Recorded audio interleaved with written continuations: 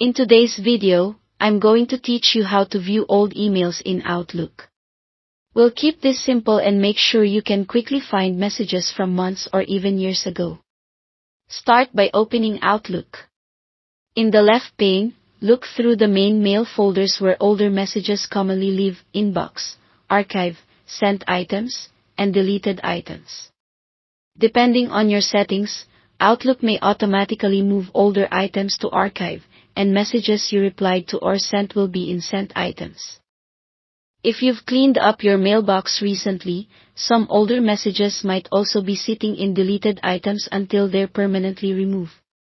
If you know your organization uses archiving, click the archive folder to focus your search there. With the archive folder selected, use the search bar at the top of Outlook.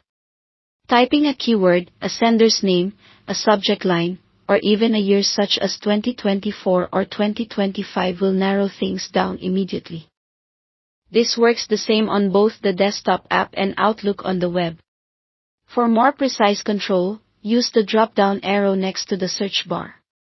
Choose whether you want to search only the current folder, all subfolders, or expand to all mailboxes. Selecting current folder while you're in archive is perfect when you want results only from archive, and switching to all mailboxes is helpful if you're not sure where a message ended up. While you type, Outlook may suggest people and topics. Adding more than one term narrows the list.